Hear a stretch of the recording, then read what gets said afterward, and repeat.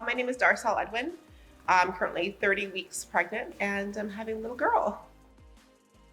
Pregnancy's been pretty interesting. It started off extremely difficult. From the time I found out I was pregnant, which was about 6 weeks into my pregnancy, up until probably well into the second trimester, I suffered really bad morning sickness, very fatigued, constantly nauseous. It was terrible.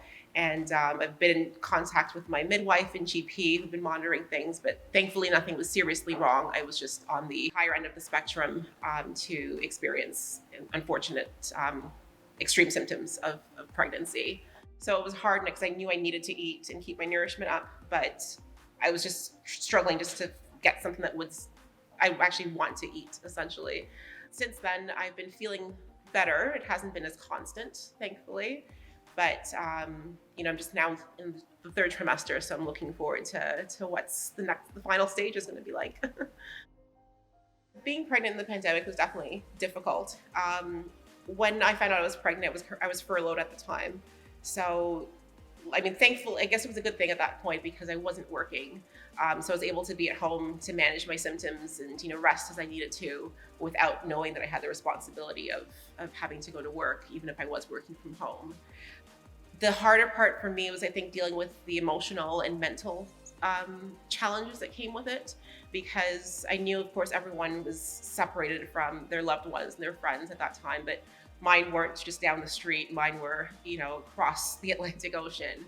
And it was really hard for me to start to think through what the pregnancy was going to look like, considering, my mom, for example, wouldn't be able to see my bump and feel, baby kicking, or my friends wouldn't be able to come celebrate with me to have a baby shower, which is something I always thought that I would have been able to experience with them. I've kind of gone through this with literally just my partner by my side, which has been phenomenal because he's been a really, strong support system for me. But you do miss having the normal aspects of pregnancy.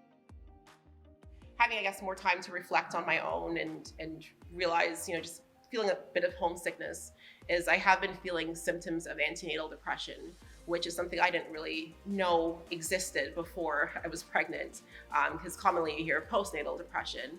And reading up a little bit about it and also mentioning it to my midwife and my GP, they've really supported me through this, because they are aware that, of course, it can affect a pregnant woman to the point where it does lead into postnatal depression.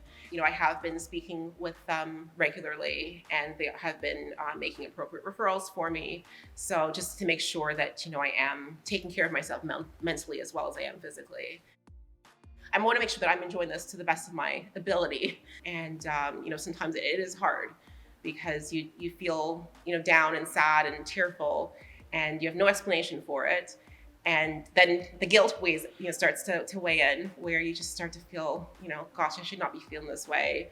I hope my baby doesn't detect that, I'm feeling down. And, of course, you hear all these wonderful stories of people that are, glowing in their pregnancy, and they're so happy and excited. And, especially at the beginning, I was really nervous. I was really terrified. I was fearful. I was really overwhelmed with emotions. And, I think at times the negative emotions kind of outweighed the positive. And, even my partner was more excited than I was, especially at the beginning. It was just something that I started to feel guilty about, not being as excited. And I thought, something wrong with me, because this should not be normal. This is not what I see everyone else experiencing. It starts to snowball a little bit, where, you just want to make sure that you're gaining that clarity to be able to have a happy and joyful pregnancy. It is fine to not feel that joy, I think, at the beginning. And, just making sure that, of course, you're taking care of yourself. You have that support system to be able to kind of get through, to get to the point where you are excited about it and you are looking forward to what's to come.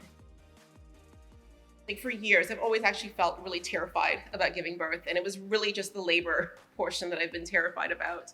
I've never been a fan of hospitals, and the only experience I really had was what I've heard from friends or family, and of course what you see on TV and in films. But you kind of, I guess, don't really know what to expect. And for years, I even thought I didn't even want to have children because of that one day that I didn't want to experience. I was afraid of the sickness and the pain and what I thought was going to be an awful experience. So, I really took some time to find out, how do I get over those feelings? Because, I know that everybody, a lot of women out there do give birth successfully. And, there has to be a way that I can get over the mental challenges that I was facing. And, I was really happy when I started looking into hypnobirthing. I had no idea really what it was before I had gotten pregnant, and, started realizing that this could be an approach that could work for me. And then I was really happy when I came across the Positive Birth Company. Right away, I signed up for the digital pack, and, I've just been really encouraged by the content that's included in there, because it really just takes its time and goes through the scientific part to really educate you on what's happening to your body, so when you do go into labor, even before, what the changes are that are taking place within your body, and what your baby's experiencing as well, to know that even if things don't go to plan, or things unexpected things do happen along the way, you feel prepared for it. And that's something that has really helped me to, I guess, plan ahead for what's to come. I'm always the type of person that like to know best case scenario and worst case scenario. And, if I don't understand what's going to happen, either outcome, it makes me very anxious and nervous. So I feel now that, I kind of understand, the up breathing and down breathing. I understand, what's happening when I have a contraction. I understand, what's going to happen when the baby is being delivered. If I need to have a C-section, I know, what that experience could be like. And, even if things don't go to plan and things have to change midway, I feel confident that I now have the tools to be able to make decisions clearly, and, just being able to really feel confident going into delivery now. Because it was something that I didn't know what to expect. I thought your contractions lasted for hours at a time, and, you were just gonna be on a bed screaming. But, now I know that's not the case at all. And, it really was going through the digital pack that helped me to realize that I have now the education I need to feel confident. And on top of that, there's also, the skills that you need to kind of get through the process. So the breathing skills, the meditation. For me, the affirmations have really made a huge difference. And it really does work, because even that at first I thought, oh, maybe that's not going to work. But, if you really do take advantage of it and, listen to it daily, it really does start to sink in. Definitely my favorite affirmation is, my surgeons cannot be stronger than me, because they are me.